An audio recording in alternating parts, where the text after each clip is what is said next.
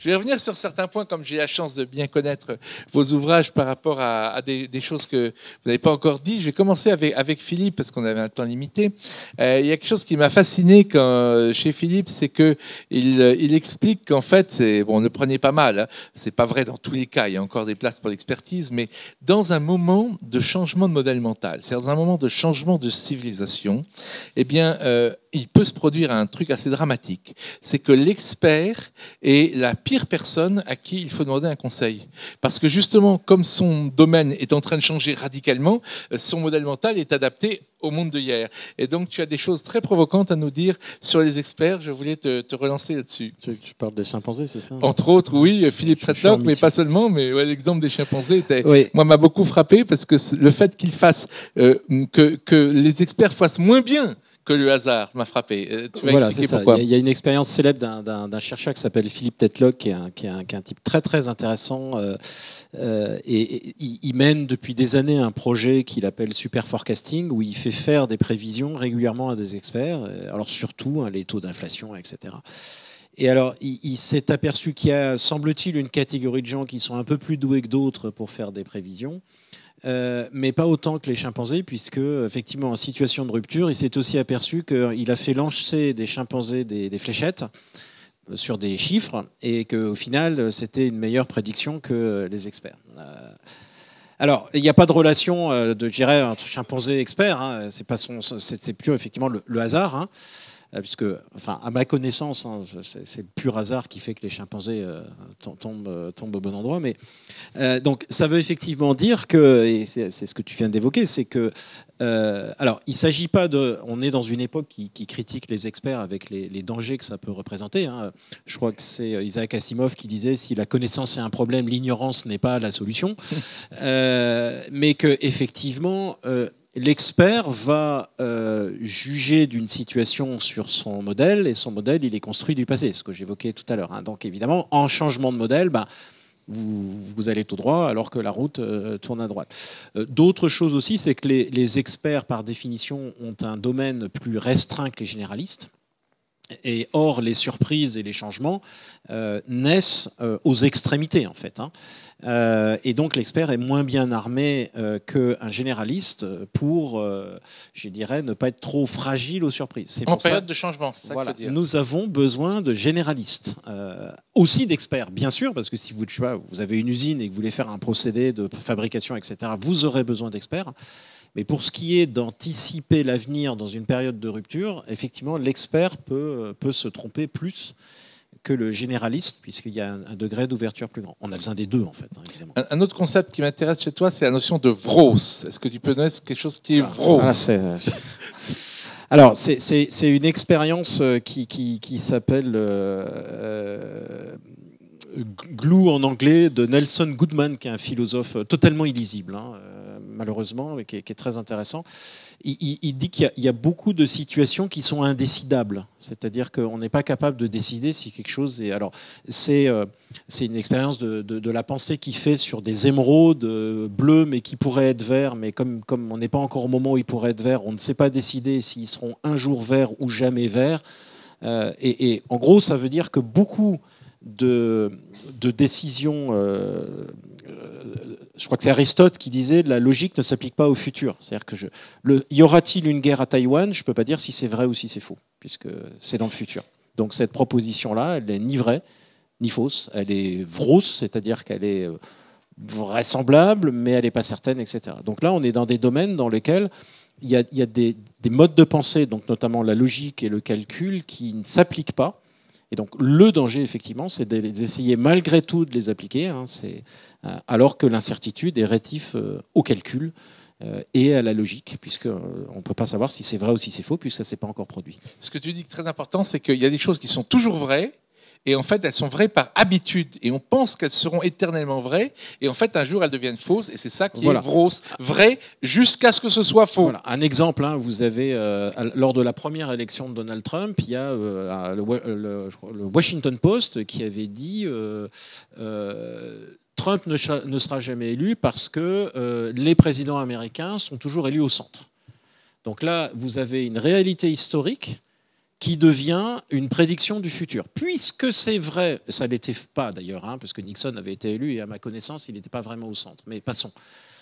Puisque quelque chose a été vrai depuis très longtemps, alors nécessairement ça sera vrai dans le futur. Eh bien non. Hein. Moi perso, c'est fondamental de ne pas tomber dans ce piège. Voilà, moi j'appelle ça l'argument d'immortalité. Hein. Perso, je suis pas mort depuis 58 ans, ça fait assez long, hein. Ça fait pas mal de data dans la feuille Excel. Hein. Chaque jour, je constate que je suis pas mort, et donc c'est une preuve que je peux pas mourir, et les datas s'accumulent qui prouvent chaque jour que je suis pas mort, et de ça, je déduis que je mourrai jamais. Vous voyez l'absurdité du raisonnement. Et c'est pourtant des raisonnements qu'on entend tous les jours. Tous les jours. Hein, puisque c'est vrai depuis très longtemps, alors ça sera nécessaire. Ben non, justement. Hein, et l'incertitude, c'est ça. Alors Thomas, tu peux passer le micro à Thomas. Thomas, donc effectivement, c'est une question presque impossible à répondre, mais pour moi c'est une question essentielle. Comment tu vois l'embryon, c'est une question grosse, vraie et fausse, comment tu vois les pistes de ce que pourraient être des nouvelles formes de démocratie, puisque c'est le titre de ton livre, Data Démocratie, donc tu as forcément bien réfléchi à la question. Et moi, c'est quelque chose, si tu veux, je ne dis pas qui m'obsède, mais je vois vraiment les limites de la démocratie représentative actuelle. Je vois des gens même éminents, des amis philosophes éminents que je ne citerai pas, mais qui sont très médiatiques, qui ne comprennent pas ça et qui s'accrochent à la démocratie actuelle en disant c'est génial. Mais je dis non, vous allez avoir la colère des gens, vous allez avoir des révoltes, les gilets jaunes, tout ça, parce que justement, c'est un modèle qui a fait son temps.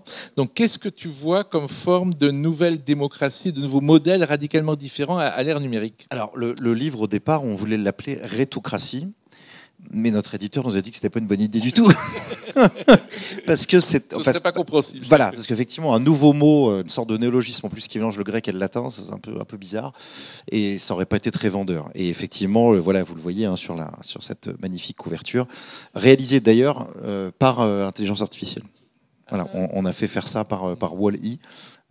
Et voilà, on l'a mis à l'intérieur du livre, mais à ma connaissance, c'est une des premières couvertures de bouquins générées par intelligence artificielle. Et c'était en tout cas, on était un peu avant-gardiste là-dessus. Donc voilà, donc on décrit dans le livre ce que moi j'ai appelé la rétocratie, c'est-à-dire la démocratie des réseaux. C'est-à-dire on passe de la démocratie, donc le peuple, hein, le démos, au réseau, et d'une certaine manière à une sorte de nouvelle capacité à gérer et à gouverner grâce à une société qui est en réseau. Donc, une société en réseau, ça veut dire quoi? Ça veut dire un certain nombre de pouvoirs qui sont intermédiaires. On n'a plus le même niveau de hiérarchie, on n'a plus le même niveau de décision. Et donc, on peut imaginer, effectivement, tu en parlais, Jean, tout à l'heure, hein, un système de votation. Alors, toi, tu disais que c'était effectivement quelque chose de négatif. Ça peut être utilisé de manière positive aussi. Donc, c'est à la fois un nouveau type de démocratie. Manipulable. J'ai dit que voilà. pas dit que oui, mais les Suisses s'en sortent pas si mal quand même. Donc, d'une certaine manière, alors, on va dire oui, c'est la Suisse, ils sont suisses, et puis c'est plus petit. Ok, peut-être des votations à la française seraient peut-être un petit peu plus compliquées, mais pourquoi pas? Après tout, on n'a pas essayé, et peut-être que ça arriverait. Donc, d'une certaine manière, c'est une façon de proposer un certain nombre de pistes, et le livre se veut assez concret là-dessus, pour tester voilà, différentes choses. Et moi, je pense très sincèrement qu'il peut y avoir un sursaut venant de l'Europe, venant de la France, en ce qui concerne l'invention d'un nouveau modèle, d'un nouveau système. On parle de la Lituanie dans le livre. Vous allez voir qu'il y a beaucoup d'exemples également d'autres pays, mais l'Estonie aussi. L'Estonie, je pense oui, absolument. L'Estonie, effectivement, qui a été très en avance sur beaucoup de sujets, notamment sur ce que vient d'annoncer aujourd'hui. Là, je regardais ce matin en arrivant, et je voulais pas le citer pendant la conférence, mais je savais qu'on en reparlerait tout à l'heure. Le France Travail vient de signer cet après-midi un deal avec Mistral AI, Mistral qui est une entreprise française, pour effectivement proposer à l'intérieur de la relation qui se passe entre le demandeur d'emploi, les entreprises, et puis quelque part l'interface créée par l'État en collaboration avec une entreprise privée, eh bien, un certain nombre de choses qui viennent de l'intelligence artificielle pour accélérer les choses, faciliter la mise en relation, faciliter aussi comment faire son CV. Je pense que ça, c'est absolument formidable. Et ça, pour le coup, c'est une démarche qui facilite effectivement ce qu'on peut appeler la rétocratie, c'est-à-dire mettre en réseau. Et le livre en parle aussi. Il faut, malheureusement ou pas, mais en tout cas pour certains, c'est un vrai problème. Pour moi, c'en est pas un, mais que l'entreprise, je dirais que les entreprises privées prennent leur part de responsabilité. Et il y a quelques jours, le 27 janvier, Bernard Arnault a dit « Ah, moi, Mistral AI, acheter Mistral AI pour en faire un champion français et mondial de l'intelligence artificielle, ça m'intéresse. » Et là, pour le coup, on rejoint un petit peu ce qui se passait au niveau du XVe siècle et du XVIe siècle, quand on avait quelque part des gens très riches qui se mettaient à financer Léonard de Vinci et les grands chercheurs.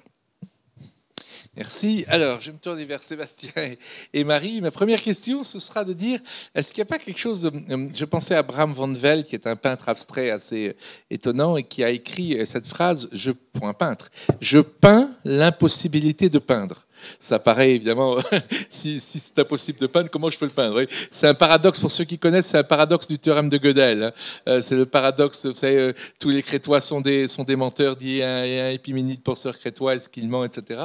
Donc est-ce qu'il n'y a pas quelque chose de paradoxal à vouloir mettre en équation, ou en formalisation, quelque chose qui peut paraître être un processus un peu transcendant, quoi. Est-ce que c'est pas un paradoxe de vouloir essayer de le formaliser comme ça, vu de l'extérieur, pour ceux qui n'ont pas vu votre travail?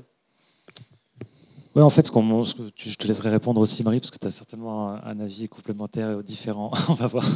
Mais en fait, ce qu'on essaie de dire, nous, c'est pas, on fait pas un algorithme de la créativité, en fait.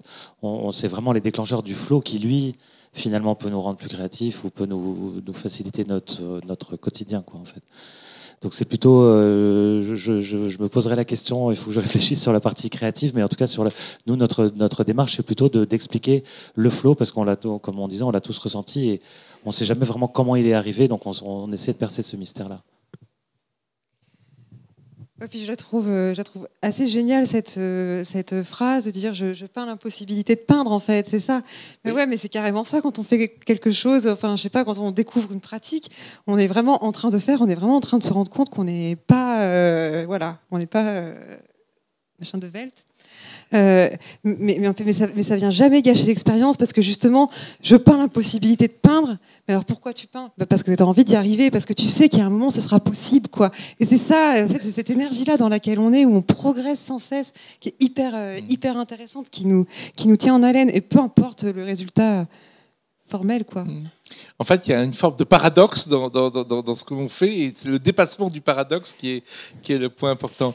En fait, il faut embrasser le doute. Oui. Je crois que c'est vraiment ça, quoi. C'est faire quelque chose sans attendre de résultat. C'est ça, c'est pas important, en fait. L'important, c'est le mouvement, c'est de toujours agir, en fait, c'est de toujours essayer, et c'est d'accepter le doute, d'embrasser le doute. Si le résultat est pas bon, franchement, on jette. C'est pas grave. Et la dernière question, avec ici bien aussi au CERA, j'ai eu l'occasion avec d'autres de parler de la conscience, et on a fait des grands colloques avec Guy et Claudia Trédaniel à Paris sur la conscience. Est-ce que le fait de pratiquer le flow comme ça, est-ce que ça ne vous induit pas justement quelque chose sur la spécificité de la conscience humaine, sur une dimension qui est transcendante en quelque sorte de la conscience? Est-ce que vous le sentez quand vous faites? Est-ce que ça vous amène? Je sais pas combien de temps on a. Oui. Qu'est-ce que ça vous indique sur la conscience? Voilà. Je sais pas ce que ça indique sur la conscience, mais en fait, du coup, je me livre devant tout le monde, c'est marrant. Mais j'ai le sentiment, quand on expérimente le flow, en fait, que justement la conscience de soi, elle est complètement dissoute. Et finalement, c'est quelque chose qui, c'est une énergie qui nous pénètre et qui se dirige vers ce qu'on est en train de faire. Il y a quelque chose qui est de l'ordre, il n'y a plus d'ego, il n'y a plus de tout ça, en fait. On est vraiment en train de canaliser. C'est pas ésotérique, hein, ce que je dis, c'est vraiment une sensation, mais il y a comme l'impression de canaliser une forme d'énergie, quoi, et que d'un coup, c'est plus moi, Marie, qui suis en train de faire un truc, quoi. Je suis cette peinture qui est impossible à peindre. Ça rejoint d'ailleurs beaucoup de formes de méditation, entre autres bouddhistes ou autres, je pense, sur ce droit. Oui, c'est être le geste, en fait. Moi, c'est ça que j'aime bien, dont on parle aussi dans la médecine chinoise, etc. Donc, on est le geste, on est vraiment traversé par quelque chose, une énergie, quoi. Voilà. Très bien, on va passer maintenant la parole à vos questions. Jean-Michel va vous passer le micro. Je crois qu'Hervé voulait intervenir en premier. Vas-y. Merci beaucoup pour toutes vos interventions. Il y a quelque chose que j'ai pas entendu, mais j'attendais pas trop de l'entendre non plus dans tout ce que vous avez dit, mais qui j'entends par contre beaucoup depuis quelque temps, c'est l'idée de croire qu'il va falloir mettre des milliards de dollars pour pouvoir créer quelque chose. Je pense que d'un côté, c'est peut-être un écran de fumée de personnes qui ne savent plus comment créer. Certains disent que il n'y a plus de créativité dans la Silicon Valley, par exemple. Et on se rend compte que dans le même temps, pendant que Trump annonce 500 milliards de dollars pour sortir ce qui sera peut-être l'IA générale, dont ils rêvent tous, vous direz peut-être ce qu'est l'IA générale. Et dans le même temps, DeepSeek sort quelque chose qui est au moins l'équivalent de GPT pour quelques millions de dollars. Il fait perdre dans le même temps à Nvidia qui fait des puces 500 milliards de dollars en une semaine. On est dans des choses absolument fantastiques. Dans le même temps, on a le prix Nobel d'économie d'Aaron Agamoniou qui dit que les gains de productivité de l'IA dans les 10 ans à venir seront de 0,1%, mais qu'il faut y aller quand même. Hein. Je ne veux pas dire que c'est pas bien, qu'il faut pas le faire, mais il faut mettre l'homme au centre. Et on ne réussira avec l'IA générative que si on la met au service de l'homme et vous avez parlé d'intelligence collective, bien sûr au service de l'intelligence collective. Et ça m'a rappelé quelque chose, et c'est là que je vais vous poser la question. Un autre auteur de chez Diathéno, qui est Navi Rajnou, qui parle de frugalité dans la créativité. Est-ce que c'est pas le premier levier de la créativité, la frugalité? Alors, ça fait plusieurs questions. On va commencer là avec, à part Thomas d'abord, sur le problème donc de l'IA générative et de la révolution des DeepSeek. Après, on va passer à Philippe et on finira avec vous sur est-ce qu'il faut des milliards, la frugalité, est-ce qu'il faut des milliards pour être créatif? Donc, on commence avec merci, Thomas. Monsieur, vous avez réussi à faire une des question, réponses courtes, une question pour nous trois, c'est super. Oui, c'est pas mal. Je suis tout à fait d'accord avec vous. C'est l'humain qui prévaudra malgré tout dans toutes ces révolutions technologiques. Mais d'ailleurs, parle bien près du micro. On peut noter effectivement que l'humain, pour le moment, en tout cas depuis la création de sa création, n'a toujours pas été dépassé. Voilà. Donc la machine absolue, c'est l'humain. Voilà. D'ailleurs, c'est cette machine absolue qui a créé l'intelligence artificielle. Et je pense qu'il ne faut pas confondre parce qu'on a montré des robots dans la présentation, mais l'étymologie du mot robot, ça vient du slave robotnik, ça veut dire esclave. Donc il faut que ces technologies restent des outils. Merci. Moi, au service de l'humain, je ne sais pas ce que ça veut dire personnellement. Donc, on n'a pas les mêmes définitions. Donc, on ne peut pas le savoir a priori. La plupart des inventions ont été jugées inutiles quand elles ont eu lieu, dangereuses. Et ça, c'est le grand danger de mettre des concepts avant. Tu l'as très bien dit, avec un couteau, je peux tuer quelqu'un ou découper mon steak. Hein. Donc, ce sont des outils. L'utilité qu'on va en faire, elle dépend de nous. Il y aura des utilisations dangereuses et négatives. Il y en aura des super. Il y en a déjà. C'est ce qu'on en fera. Et on n'en fera pas tous la même chose dans cette salle.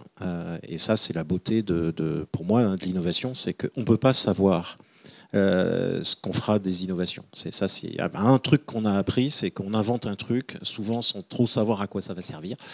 Puis après, je crois que c'est vous qui l'avez dit, hein, un outil, on a un outil, on a inventé un truc, on va pouvoir faire ça, on n'y avait pas pensé. L'outil est générateur d'idées, donc ça c'est la première chose.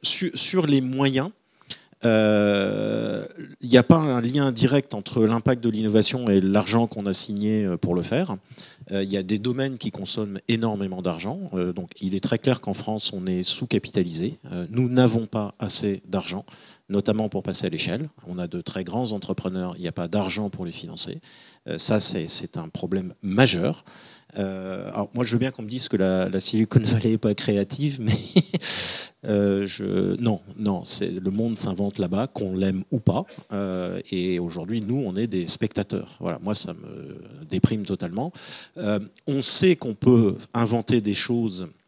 Il y a beaucoup d'entrepreneuriat. Vous avez cité Navi Rajnou, mais l'effectuation aussi, c'est de dire on peut faire beaucoup avec pas grand-chose. Les grands embrasements naissent de petites étincelles.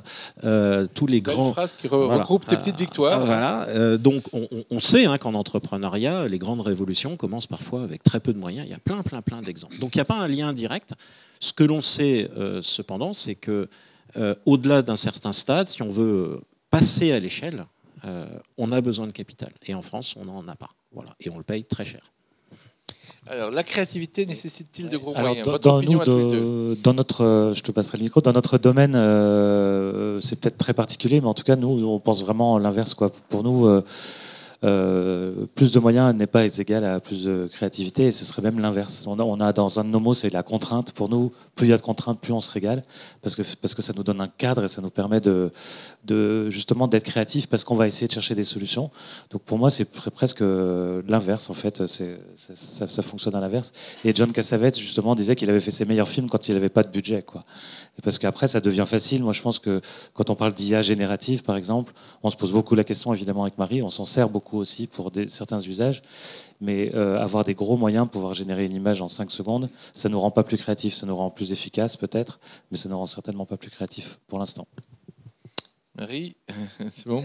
Alors, d'autres questions? On repasse la parole à la salle. Faites-moi signe. Il y a une question, monsieur. J'en profite pendant que je marche. Il me semble que les Français, on a les bas de laine les plus remplis au monde. Hein. Donc l'argent, il y en a. Après les Chinois, je crois. Non, les Japonais. Les Japonais économisent beaucoup. Mais il y a beaucoup d'argent, en fait, mais qui est épargné. Non, oui. Ouais. Merci. Merci pour vos interventions, et ça fait du bien au cerveau. Et justement, puisqu'on parle de cerveau, on a tous un cerveau gauche et un cerveau droit. Ce qui fait qu'on a tendance à osciller entre créativité et pragmatisme. Et j'aimerais savoir, c'est la première question, il y en a 3. En fonction des situations et en matière d'éducation, est-ce qu'il faut juste apprendre à pencher la tête du bon côté pour trouver les certitudes qui nous conviennent? Et l'autre chose, on a évoqué aussi la peur de la page blanche, alors qu'on peut avoir l'impression qu'avec l'IAG, le syndrome de la page blanche n'existe plus, puisque toutes les solutions qu'on peut trouver entre Midjourney, ChatGPT, Copilot permettent en un millième de seconde d'avoir une réponse à une question. Et enfin, dernière question, la plus importante, est-ce qu'on peut boire le champagne ce soir plutôt que dans 2 jours?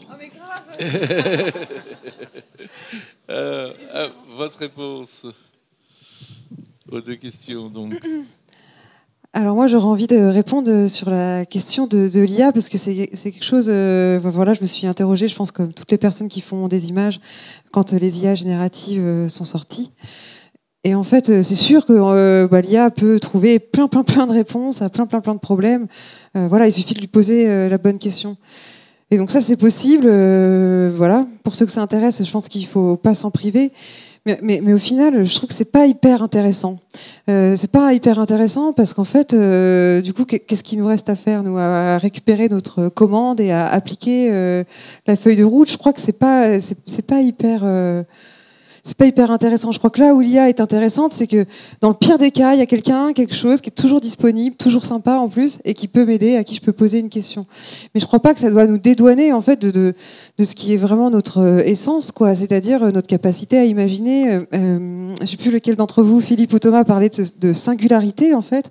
Que créer, c'était justement mettre en mouvement et exprimer et même donner du pouvoir en fait à sa singularité. Et moi, c'est plutôt par là que j'irai chercher. Et je crois aussi que l'IA, c'est très important de lui poser les bonnes questions, et qu'une bonne question, c'est forcément une question qui est habitée, inspirée. Donc, oui, pardon. Philippe, vous voulez... Oui. Sébastien d'abord et après Philippe. Sébastien, ouais, Philippe. Oui, juste une petite incidence. Moi, je travaille beaucoup avec des designers et on observe que des gens qui ont une formation en design utilisent mieux l'IA que ceux qui n'en ont pas. On revient sur cette idée que c'est un outil et qu'il y en a qui vont s'en servir mieux que d'autres. Moi, j'utilise beaucoup l'IA pour faire une illustration de mes articles du lundi matin, donc c'est gratuit, voilà, mais parce que moi, je ne peux pas me payer un designer. Je suis désolé, hein, mais voilà. Par contre, on sait effectivement que, et c'est pareil pour des avocats, hein, des gens qui sont formés au droit sauront mieux poser des questions à l'IA, sauront mieux évaluer les réponses, etc. Donc, c'est un outil extraordinaire. Si vous vous en servez pas, allez-y. Mais on a cette idée que c'est comme moi quand j'ai un marteau, je suis très mauvais avec un marteau. Vous voyez, c'est rien contre le marteau, c'est juste que celui qui s'en sert est pas très bon, quoi. Mon truc, c'est pas le marteau. L'IA, c'est pareil. C'est un outil. Il y en a qui s'en servent bien et d'autres. Mais ceux qui sont formés. Alors notamment les designers, moi je connais pas mal d'écoles de design où aujourd'hui on fait des formations avec 0 utilisation informatique la première année. on apprend à dessiner à la main, avec gomme, crayon, etc. Parce que ces gens vont mieux se servir de l'IA que ceux qui n'ont pas de connaissances artistiques.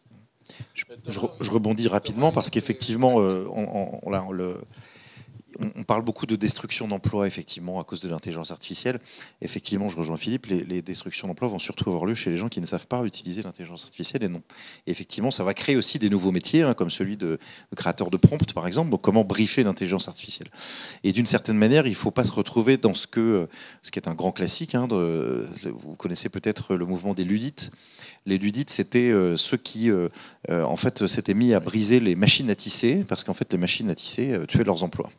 Et quelque part, la machine à tisser a gagné, mais ceux qui s'en sont le mieux sortis, c'est ceux qui avaient effectivement créé des usines pour utiliser ces nouvelles machines, qui changeaient une façon de travailler et qui effectivement perfectionnaient quelque part le génie humain. Voilà, donc on peut mélanger tout à fait l'intelligence, la technologie, la créativité, mais il faut pouvoir se servir d'un outil. On est là pour se servir d'outils aussi d'une certaine manière. Sébastien ? Je voulais juste un petit mot par rapport à pencher le cerveau à gauche ou à droite. Je trouve la question très intéressante. Moi, ce que je fais, c'est que j'essaie de le garder bien équilibré, ou plutôt je donne parfois un coup à gauche, parfois un coup à droite. J'ai vraiment l'impression que j'ai vraiment besoin des deux et j'ai vraiment besoin de les faire fonctionner l'un après l'autre, parce que je trouve que, enfin voilà, après avoir fait des images pendant une semaine, j'ai besoin de faire du code, de programmer quelque chose, j'ai besoin de faire du montage vidéo, j'ai besoin de faire des choses très très carrées, simples, etc., qui vont faire du ménage quelque part, me régénérer. Et puis ensuite à gauche, je pense que chacun a vraiment un comportement particulier. Je ne recommanderais pas de choisir un côté plutôt que l'autre, mais plutôt d'aller chercher ce qu'un cerveau a à nous donner sur un sujet et ce que l'autre cerveau a à nous donner sur un sujet. Et puis cet aller-retour, je le trouve très intéressant. Et le mouvement, c'est toujours bien. Donc, Philippe, vous voulez ajouter quelque chose sur l'emploi ? Oui, sur le métier à tisser, je rebondis sur ce que disait Thomas. Le métier à tisser, début du XXe siècle, ça supprime 4 emplois sur 5. Ce qu'on ne sait pas, c'est la motivation de Jacquard. Motivation, je ne sais pas si vous la connaissez. Pourquoi est-ce qu'il invente le métier à tisser ? Pour supprimer le travail des enfants. C'est-à-dire que c'était en famille, et donc il dit il y a une personne qui pourra faire le travail de 5, donc les gamins n'auront plus besoin de travailler pour aller à l'école. Donc ça supprime quand même 4 emplois. Ce qu'on sait, c'est que ça rend le tissu moins cher, donc ça développe les ventes, les gens peuvent s'en acheter plus facilement, et 20 ans après l'introduction du métier à tisser, il y a plus d'emplois dans le textile qu'il y en avait avant. Ça, c'est la première chose. Deuxième chose, plus sur l'IA, et pareil, je rebondis sur ce que tu disais. Moi, j'ai vécu une petite expérience. Je suis allé, il y a pas mal de temps, c'était en 2014, je crois. Je devais faire une formation en Russie. Je ne parle pas le russe. J'arrive à Saint-Pétersbourg et il y avait le chauffeur qui m'attendait. Et je lui dis Do you speak English ? Il dit non, et il ne parlait pas français. Donc, vous imaginez que la communication, c'était assez bref. Et donc, je suis dans le taxi et j'avais 45 minutes de taxi.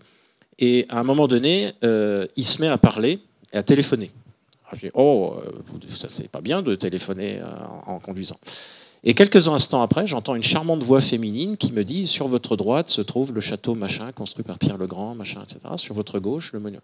Le gars m'a fait une visite guidée. Il parlait en russe et il était traduit par Google Translate.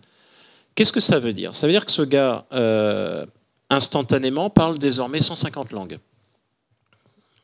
Alors je ne veux pas présupposer, vous voyez, modèle mental, hein, chauffeur de taxi égale pas d'études, mais il n'avait probablement pas fait beaucoup d'études. En tout cas, il ne parlait aucune langue, entre guillemets, ni anglais, français, etc. Sauf que maintenant, il la parlait.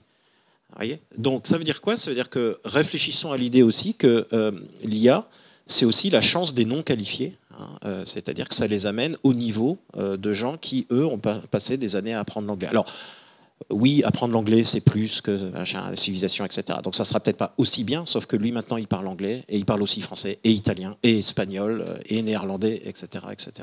Donc c'est un outil aussi de propulsion, et moi, je trouve ça absolument fascinant de voir tous ces gens qui vont être aussi éduqués que nous, et c'est pour ça que ça ne fait pas rigoler l'école blanche du tout. Hein.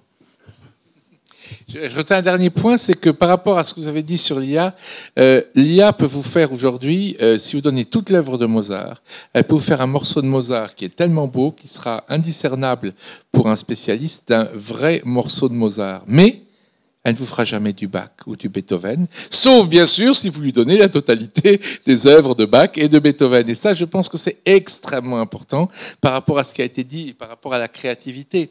Parce qu'en fait, c'est là où justement l'innovation de rupture, si vous voulez, vous l'aurez pas sur ChatGPT, vous l'aurez pas sur effectivement DALL-E, etc., sur les images, générateurs d'images de ChatGPT qui s'appelle DALL, D-A-2-L-E, DALL-E en anglais. Voilà, vous n'aurez pas ça justement, parce que là, il faut bien retenir cette idée. Hein. Ils feront jamais quelque chose au niveau de Bach si vous lui donnez les œuvres de Mozart.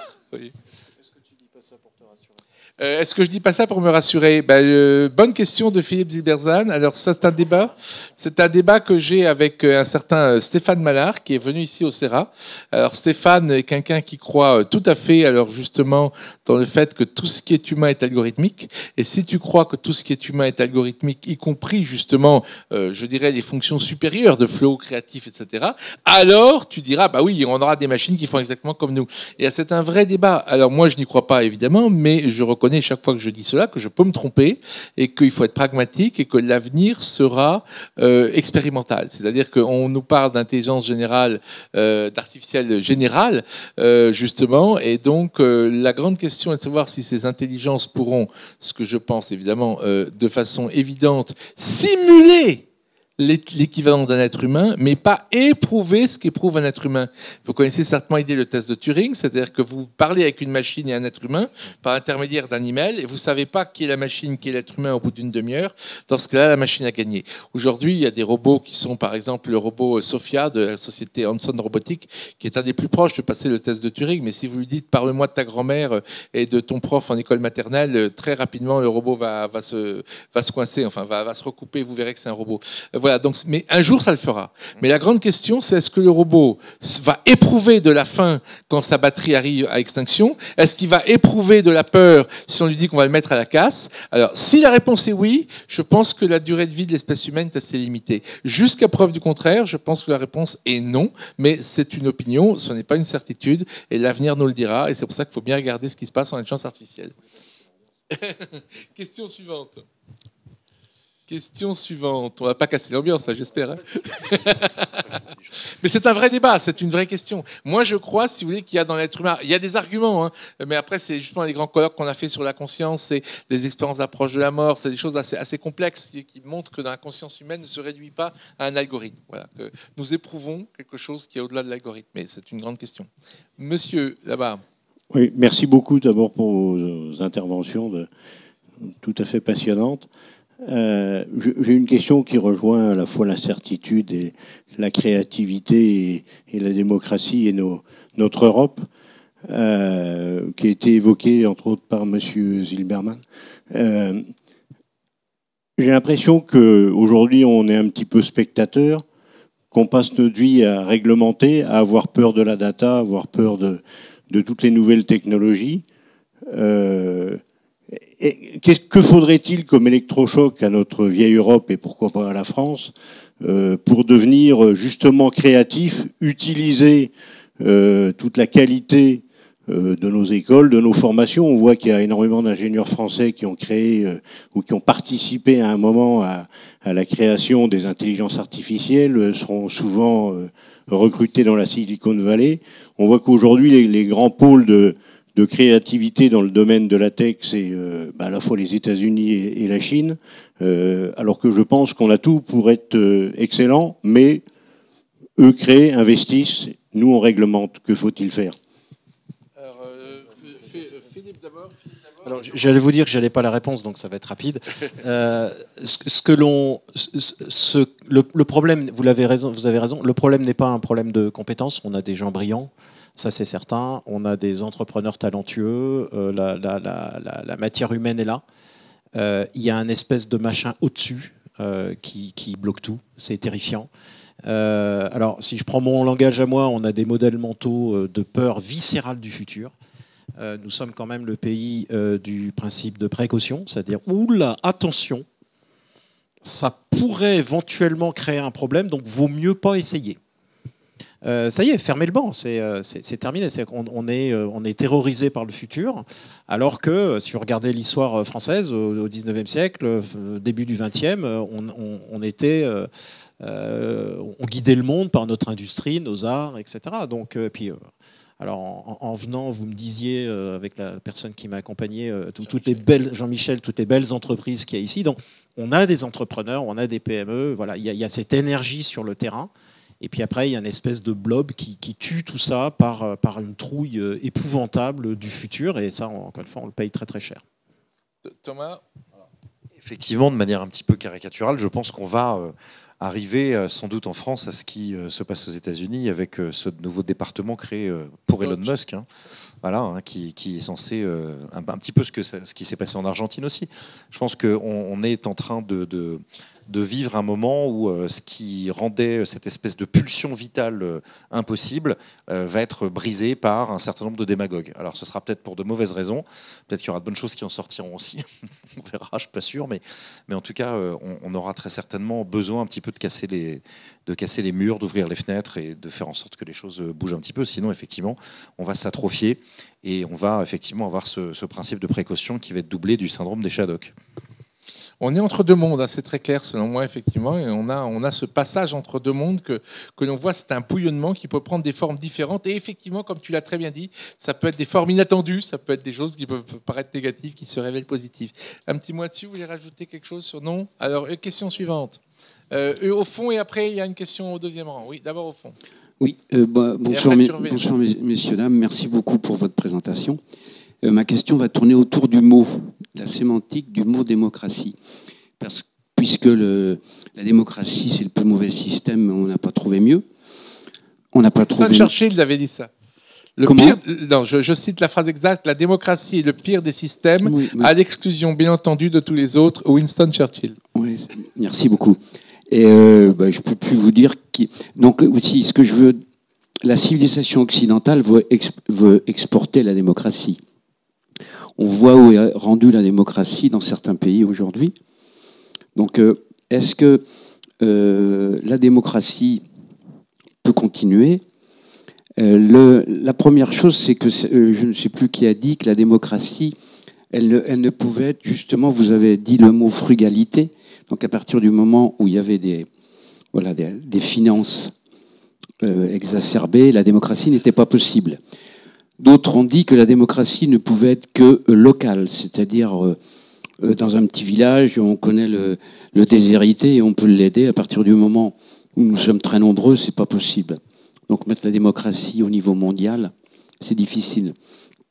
Après, Tocqueville a dit que c'était la lutte entre le désir de liberté et le souhait d'égalité. Donc pour aller vers l'égalité, on a amener du conformisme et des lois et des normes aux dépens de la liberté. Donc, moi, je vous pose la question, est-ce que, alors, c'est pas une question, c'est que je vous demande, est-ce qu'on pourrait travailler sur le fait de changer ce mot démocratie et de créer une nouvelle sémantique pour arriver à un monde en paix? Alors. Oula. Grosse question. Je m'en vais vers mon prix Nobel, je vous laisse. Oui, alors écoutez, là on va sortir un peu effectivement du débat de ce soir, on ne va pas rentrer dans des considérations politiques, ce n'est pas le lieu du tout.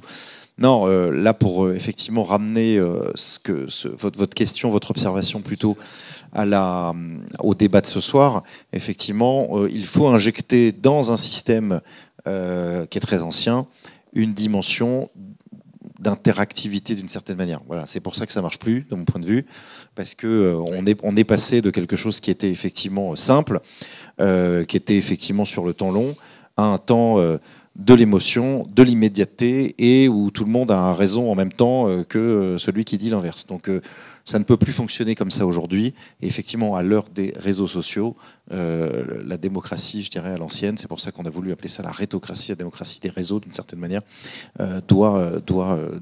voilà, on doit inventer quelque chose de nouveau. Mais on voit d'ailleurs que petit à petit, ce système est en germe. On est dans ce changement civilisationnel. Et de toute façon, les choses se font de façon parfois brutale, parfois naturelle, mais se font quand même. En général, quand ça périclite, c'est pas bon pour un système. Ça va bouger, ça va bouger. Alors, moi, je pense au contraire, enfin, je défends l'idée, j'ai écrit là-dessus, que la démocratie est le meilleur moyen de traiter l'incertitude. La démocratie est un système qui n'a pas de finalité. La démocratie, c'est un mécanisme. Pendant très longtemps, on a pensé que pour vivre en collectif, il fallait qu'on ait une finalité commune.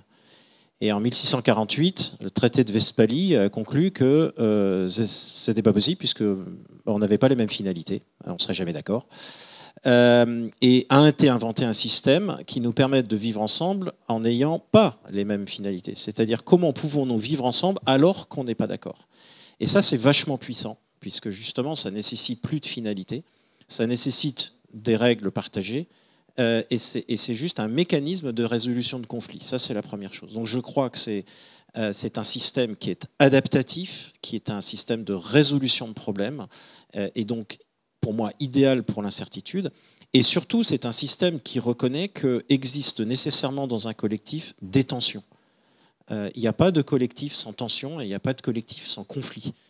Et que le conflit est inhérent au collectif. Et là où ça devient intéressant, parce que ça nous ramène à la créativité, il y a quelqu'un de très important qui a écrit là-dessus, qui s'appelle Mary Parker Follett, qui a écrit sur les conflits du travail au début du XXe siècle. Et elle dit, vous avez deux façons, en fait, vous avez trois façons de résoudre un conflit. L'une des deux parties qui gagne, donc je gagne, tu perds, ou vice-versa. La deuxième façon la plus courante de résoudre un conflit, c'est le compromis, c'est-à-dire chacun découpe un petit peu de sa prétention pour rentrer dans la même boîte. Et la troisième, c'est ce qu'elle appelle l'intégration, c'est-à-dire la création de quelque chose de nouveau qui intègre mon souhait et ton souhait. Et donc elle montre que le conflit, bien géré, est extrêmement créatif. C'est un truc que tous les artistes connaissent. Vous lisez la biographie de Keith Richards, le guitariste des Rolling Stones.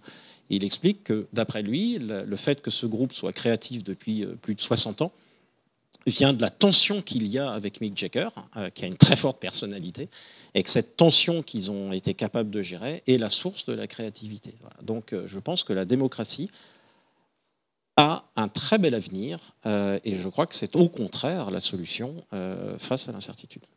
Et aussi de la sublimation de la violence. Vous voulez dire un mot sur la démocratie? Non. Oui, ça va? Non, j'allais dire, et aussi tout ce que... Ah non. Non, mais on a compris, monsieur, on a compris. Aucun problème. Si vous voulez interagir avec les gens, lors de la dédicace, vous aurez dans quelques minutes tous les auteurs là-bas, donc vous pourrez continuer. Je voyais que vous aviez d'autres questions. Juste rajouter effectivement cette idée de sublimation de la violence, qui effectivement, dans ce que tu viens de décrire, eh bien, appelle en fait quelque part à cette compréhension que quelque part il faut la ritualiser de temps en temps dans des élections, voilà, et puis également dans l'art. Si j'osais, je mentionnerais René Girard et la notion de bouc émissaire. Quand tu parles de ça, je pense immédiatement à René Girard aussi. Alors, une question de monsieur maintenant. Oui. Alors, votre avis, à vous cinq, sur un sujet qui est très clivant, un pavé dans la mare, à mon avis, qui concerne chacun de vos thématiques.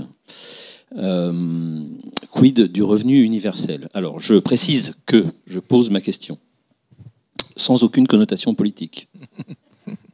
Voilà, je ne suis pas sur ce terrain-là, d'accord? Et que je m'interroge parce que j'ai cru comprendre qu'il y avait eu des expérimentations faites dans différentes parties du monde qui s'étaient avérées soit catastrophiques, semble-t-il, c'est ce qu'on en dit. Je ne sais pas, je ne suis pas allé voir sur place, mais celle de Sam Altman en Californie, ou d'autres plus heureuses, comme dans certains pays scandinaves. Donc, je n'ai pas d'opinion politique sur le sujet, je ne sais pas quoi en penser, j'entends des échos positifs et négatifs, mais j'ai l'impression que c'est un sujet qui est très transverse à l'ensemble de vos thématiques, en tout cas. C'est un sujet important, mais je dirais malheureusement, enfin bon, on veut bien répondre, mais nous essayons de répondre aux questions que nous connaissons. Donc ce n'est pas un sujet qui a été étudié, je pense, par nos auteurs. J'en ai pas parlé dans le... Tu n'en as pas parlé, toi non plus. Nous, ce que je peux dire, c'est que dans notre entourage, toutes les personnes qu'on voit qui sont, disons, désœuvrées, sans boulot, etc., parce qu'on habite en province, voilà, dans un milieu un peu particulier. Moi, je connais personne qui passe la journée à rien faire sans qu'à la fin de la journée, il y ait quelque chose de super qui soit sorti, quoi. Peut-être les 2 premières semaines, ça commence par une série télé, quoi. Mais très vite, moi, je crois profondément à la créativité personnelle et je crois profondément qu'on n'est pas fait pour ne rien faire. Donc, sans parler de politique, en tout cas, moi, j'ai confiance dans la créativité de chacun pour faire quelque chose de ce temps-là. Et je pense aussi qu'on est très complémentaires. Donc, je pense que c'est pas parce que si demain on avait le salaire minimum, c'est pas parce qu'on aurait le salaire minimum demain qu'on ferait tous la même chose, c'est-à-dire qu'on ferait tous de la peinture ou on ferait tous ça. Je pense qu'on est très complémentaires. C'est un peu léger comme réponse, mais en tout cas, c'est ce que de ma fenêtre à moi de créatif, en tout cas, je connais personne qui arrive à rester sans rien faire, et en général, c'est très intéressant. Moi, je vais faire une réponse qu'au début, j'étais contre, il y a longtemps, puis j'ai rencontré des gens qui étaient très militants là-dessus, j'ai un peu changé d'avis, et j'ai récemment eu une expérience qui m'a été communiquée, un résultat d'expérience. On a fait une expérience entre donner 1 000 € à des gens sans aucune contrainte, ou donner 2 000 € par mois à des gens avec des contraintes. Et les gens qui avaient 2 000 € par mois avec des contraintes étaient beaucoup plus heureux que les gens qui avaient 1 000 € par mois sans contrainte. Donc ça, c'était une expérience intéressante, mais c'est peut-être un début. En tout cas, c'est une expérience locale, donc je ne suis pas sûr qu'elle est duplicable, parce qu'en plus, il y a des êtres très différents et des personnes très différentes sur Terre. Et donc voilà. Mais enfin, donc mais on n'a pas de piste. Je pense, on n'a pas étudié. On est des gens sérieux. On parle de ceux qu'on connaît bien, même si on connaît beaucoup de choses.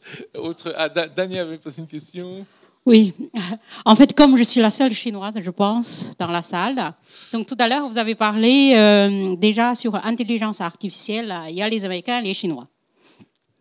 Je veux faire juste un petit témoignage sur qu'est-ce qui se passe, parce que j'observe sur les deux côtés, en Europe et en Chine, et tout à l'heure, beaucoup de gens ont posé la question, comment ça se fait que chez nous, en France, est-ce qu'on a les moyens, est-ce qu'on a une volonté, etc. Ce que j'observe, une grande différence. Déjà, ce soir, c'est presque la première fois qu'on parle d'intelligence artificielle, pas trop négative.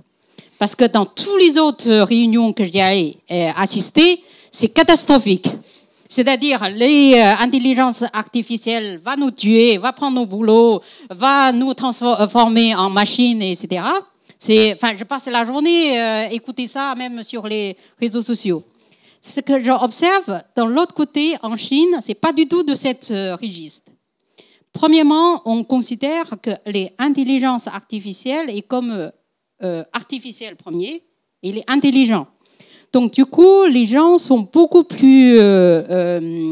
premièrement, ils embrassent la technologie. Par exemple, le DeepSeek qui vient de sortir, le ChatGPT, etc., tous ces outils. En Chine, sur les internets, il y a énormément des gens qui vous apprennent, qui vous disent, utilisez, par exemple, créez un tel truc avec tel logiciel, vous faites ceci, cela, etc., etc.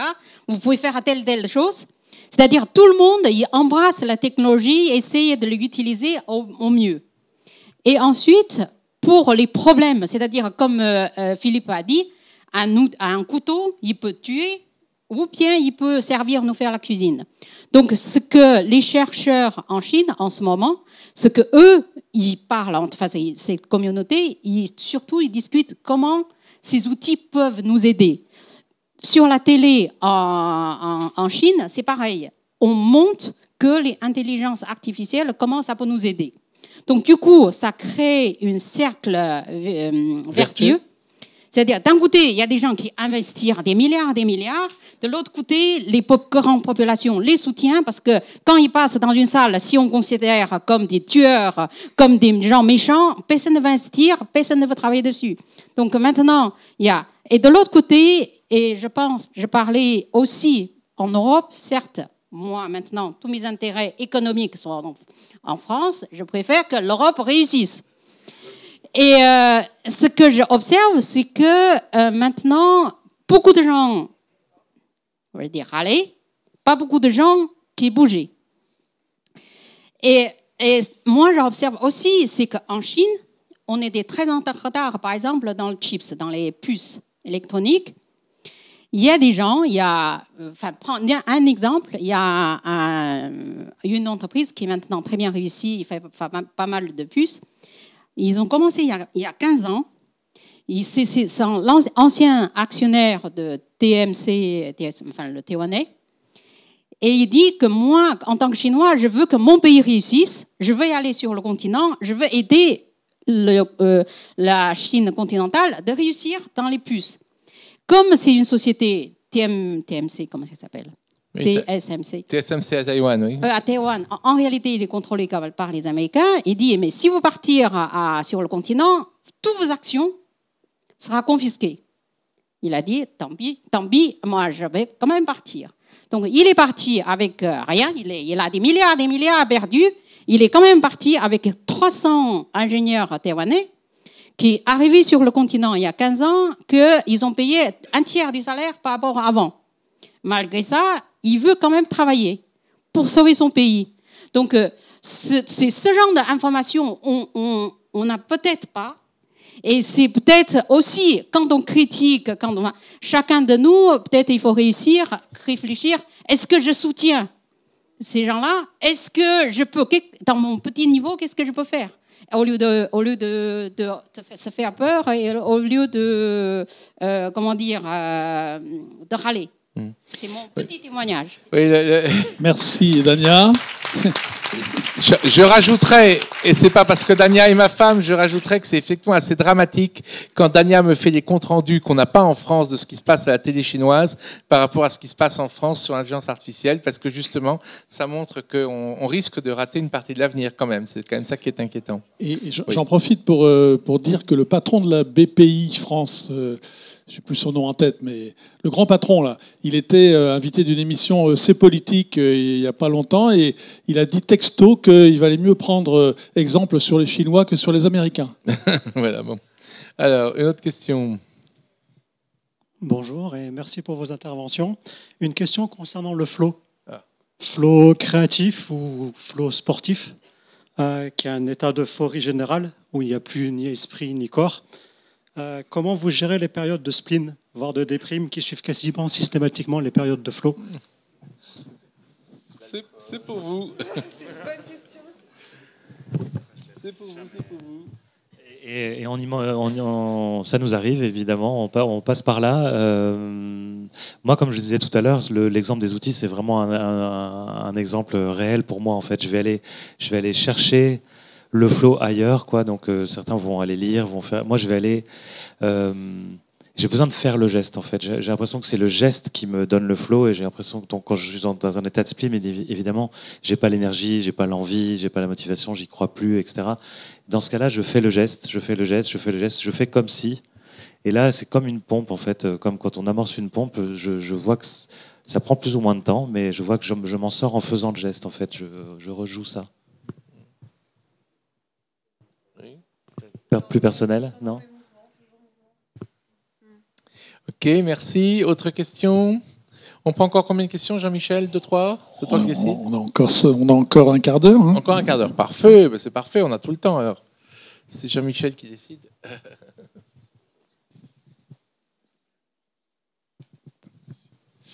Merci à tous.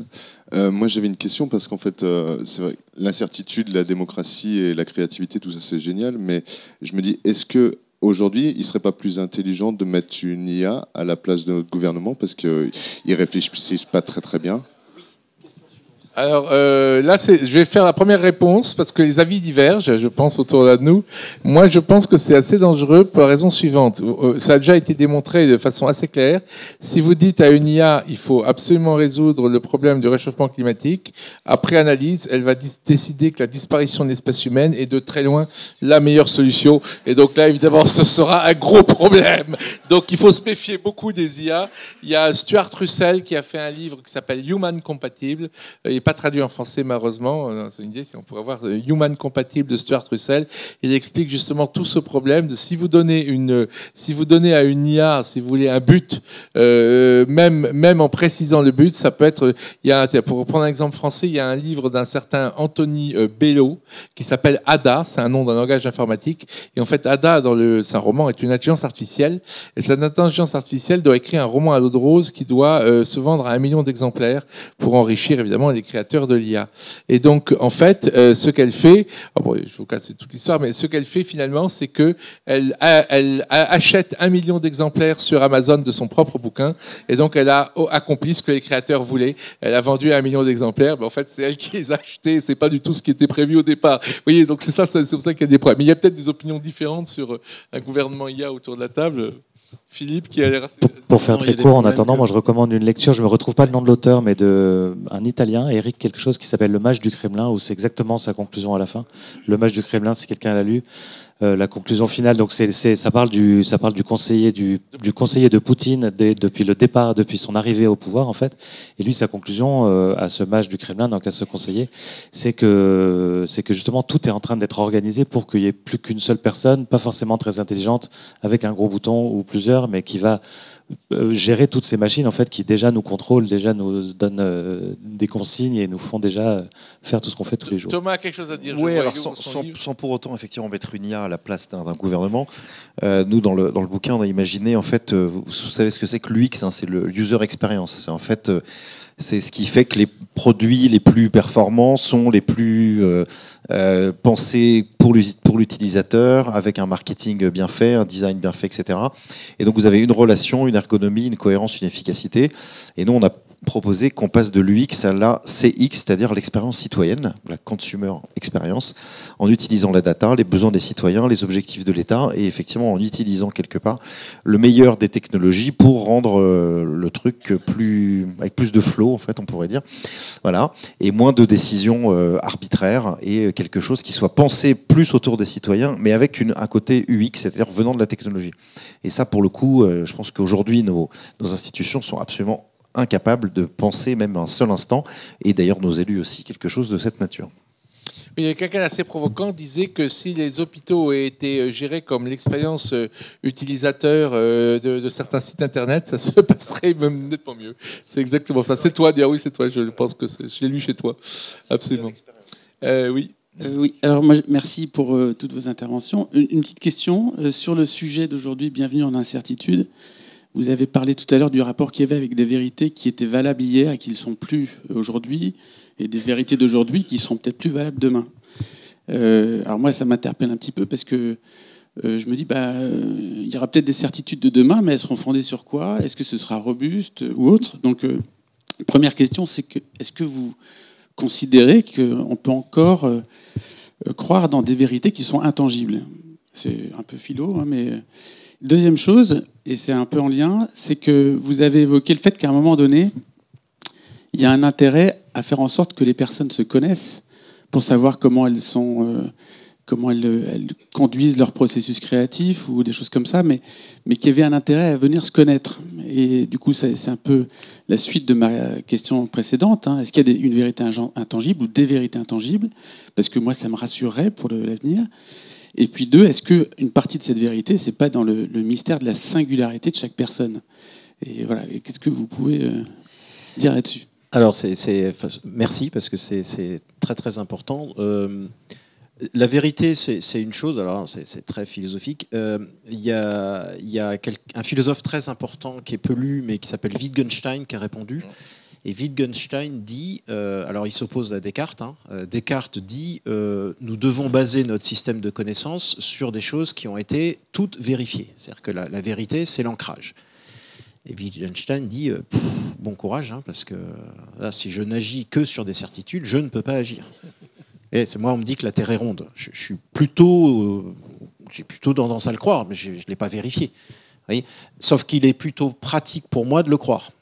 Oui, parce que j'ai de bonnes raisons de le croire. Et donc, la réalité, c'est qu'on ne base pas notre action sur des vérités. On base notre action sur des croyances raisonnables que l'on est prêt à remettre en cause si nécessaire. Et ça, c'est hyper pragmatique. En incertitude, définir des croyances et avancer prudemment avec elles, c'est ça l'approche. Et ça, c'est absolument, enfin, c'est vraiment fondamental. Alors là, pour le coup, c'est effectivement contraire à ce que dit Descartes, mais sauf que ça marche. C'est-à-dire que je crois que mes clients veulent tel produit. Est-ce que c'est une vérité? Non, il n'y a qu'en essayant que je pourrais le savoir vraiment. Donc on avance en faisant des espèces d'hypothèses de travail, ce qui est la méthode scientifique, hein, conjecture et réfutation. Je fais une hypothèse sur mes clients, j'avance, je vois ce que ça donne. Au bout d'un moment, je m'aperçois qu'effectivement, ils aiment bien tel produit rouge, mais pas vraiment vert, etc. Donc cette croyance-là semble fonctionner. Et puis je vais la garder en étant prudent. Et puis un jour, je m'aperçois que finalement, ça change. Donc je vais faire changer ma croyance. Donc il y a des vérités, notamment en science, mais même là... Mais dans le monde qui nous entoure, qui est un monde essentiellement socialement construit, c'est mon entreprise, mon groupe, mon équipe de football, mon club de théâtre, etc., c'est des collectifs, et rappelons-nous que les collectifs sont basés sur des croyances qu'on décide de partager. Puis un jour, elles seront fausses et le collectif explosera. Mais la croyance, c'est une démarche pragmatique en incertitude, et elle fonctionne. C'est très chinois ce que tu viens de dire, parce que ma femme me parle souvent du pragmatisme des Chinois là-dessus, justement, par rapport au modèle cartésien des Occidentaux. Une autre question, madame, oui. Oui, bonsoir. Vous aviez parlé au cours de votre première présentation du rôle de l'Europe et de la France. Voilà, donc j'avais envie d'entendre un petit peu plus là-dessus. Thomas, la question est pour Oui, Thomas. c'est ça. Oui, à Thomas Jamais. Thomas, oui. La place, et puis Monsieur Ziberzan aussi.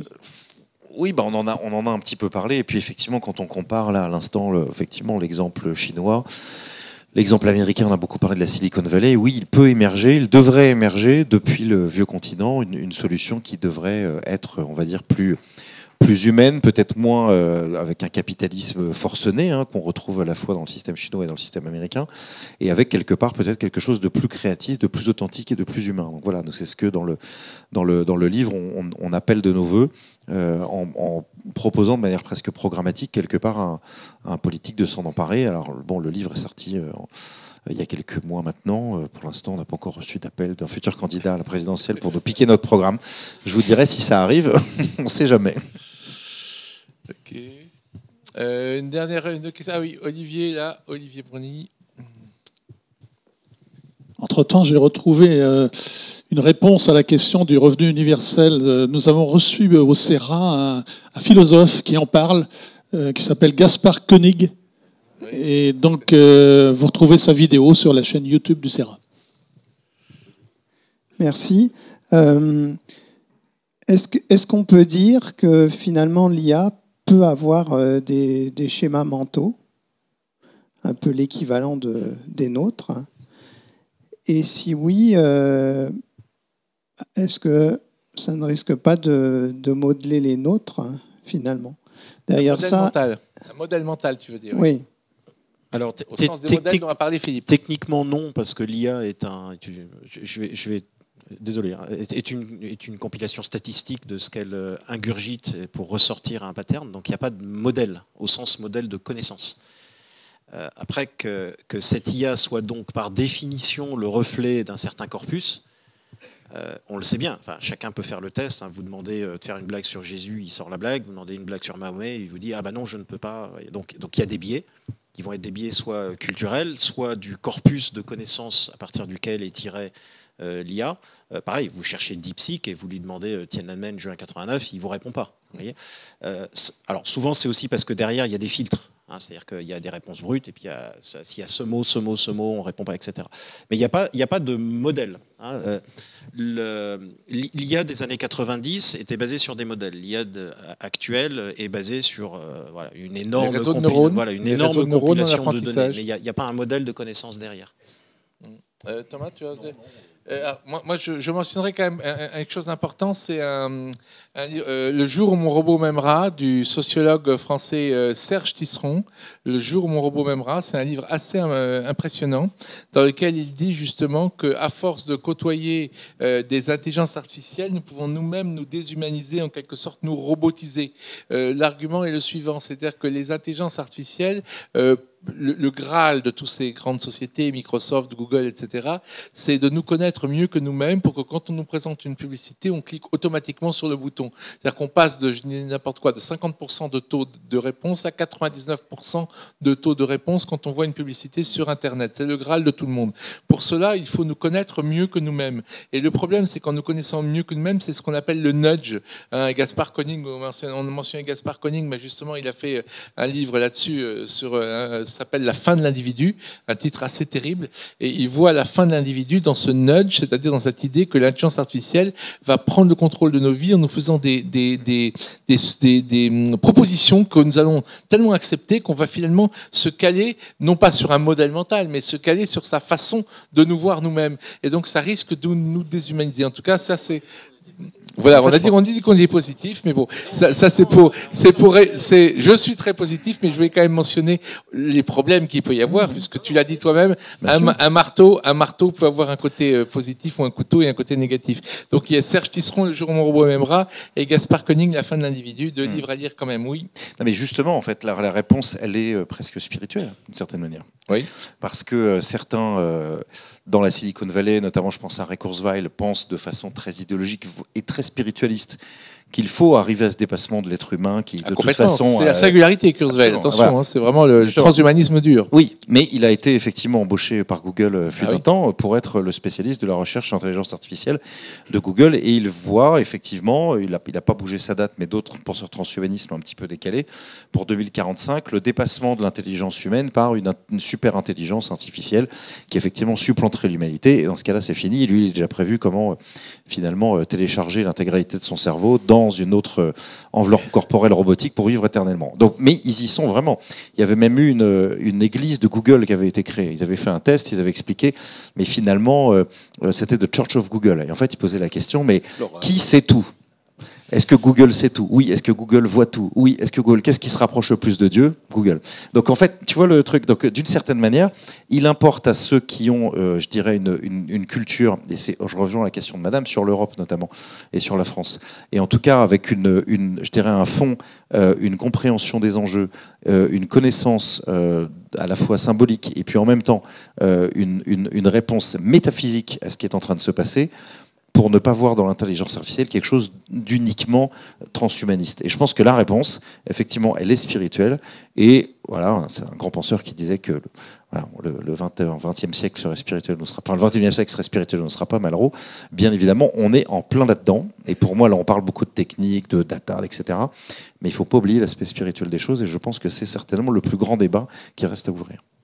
Juste un point, là aussi c'est un modèle mental. On pense que parce qu'il y aurait une intelligence artificielle supérieure à celle de l'humain, elle nous contrôlerait forcément. Mais pas du tout. Il y a des gens qui ont des chiens parmi vous. Ça peut vous tuer un chien. Hein, on en a quand même. Et puis, vous savez, on dit souvent, on ne sait pas trop comment ça marche l'IA. Votre chien non plus. Hein. Vous savez, un chien. Voilà. Donc attention de pas. Moi, pour rester dans la tonalité positive, je trouve absolument fascinant ce qu'on est en train de faire, l'idée de créer une intelligence qui est... quand on parle d'intelligence humaine, on est quand même généreux, hein, je suis désolé, mais... vous savez, il y a eu une recherche qui a été faite sur les jugements. Est-ce que vous aimeriez être jugé par une IA ? Hein ? Moi, oui, hein, je vous préviens tout de suite. Hein. Parce que, vous voyez, la recherche qui a été faite, c'est ils ont étudié la sévérité des jugements en fonction de l'heure. D'accord ? Et on s'est aperçu que juste avant que le juge ait la pause café, la sévérité est très élevée. Le gars, il a les crocs, vous voyez, un dernier jugement et puis j'aurai mon croissant. Donc toc, le gars, il prend 10 ans au lieu de 5 ans, vous voyez. L'IA, elle boit pas de café. Hein ? Donc on a cette idée que parce qu'on crée une intelligence supérieure, elle nous dominera forcément, mais pas du tout. C'est pas vrai du tout. Donc, pourquoi est-ce qu'on s'interdirait de créer un outil extraordinaire parce qu'on a peur ? Vous voyez, on est encore une fois gouverné par la peur. Non, arrêtons d'avoir peur. On est en train de créer des trucs qui vont créer d'autres trucs. On crée une machine à créer. Moi, je trouve ça extraordinaire. Donc, je rêverais d'avoir 30 ans de moins, hein, personnellement.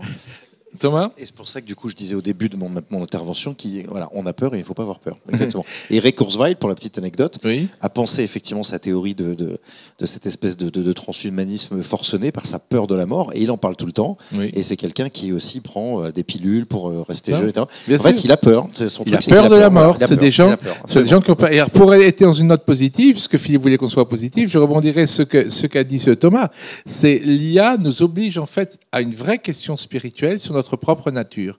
Moi, ma réponse est très simple. Je dis que je donnerai un passeport à un robot le jour où il me tuera, alors qu'il a été programmé pour me sauver la vie. Parce que s'il est programmé pour me tuer, évidemment, c'est normal. Mais s'il est programmé pour me sauver la vie et qu'il me tue, ça veut dire qu'il a changé sa programmation. C'est comme dans 2001, Odyssée de l'espace. Si vous prenez 2001, bien sûr, mais si vous prenez 2001, Odyssée de l'espace, c'est très intéressant parce que le robot, il tue tout l'équipage, alors qu'il est programmé pour les aider dans leur mission spatiale. Il tue tout l'équipage. Pourquoi ? Parce qu'il a peur d'être mis hors service et pour pour lui, être meilleur service, c'est la mort. Alors que si vous prenez un autre film de science-fiction comme Interstellar, vous avez des robots qui passent parfaitement le test de Turing, c'est des êtres humains comme nous, ils parlent comme nous, ils ont des sentiments comme nous, mais si tu leur dis saute dans un trou noir, ils sautent dans un trou noir, ils se sacrifient sans aucun problème, parce que moi je suis juste un robot, je suis là pour ça. Ils n'ont pas, si vous voulez, cette idée, ils imitent l'être humain, mais ils n'éprouvent pas. Et c'est pour ça que je pense que l'IA et la confrontation avec les IA va nous amener, en fait, au cours du XXIe siècle, à répondre à cette question fondamentale qui est depuis 2500 ans, celle de Socrate. Connais-toi toi-même. Qui sommes-nous? Rappelez-vous la phrase complète, c'est connais-toi toi-même et tu connaîtras l'univers et les dieux. Et donc, ou Dieu pour les monothéistes. Et donc, c'est l'idée que face à l'IA, on sera obligé de se poser la question, sommes-nous juste un truc de neurones ou sommes-nous plus qu'un truc de neurones? Et bien sûr, mon optimisme, c'est que la réponse est nous sommes plus qu'un truc de neurones. Et donc, effectivement, nous aurons toujours quelque chose que n'aura pas fondamentalement une IA, même super généraliste. Voilà.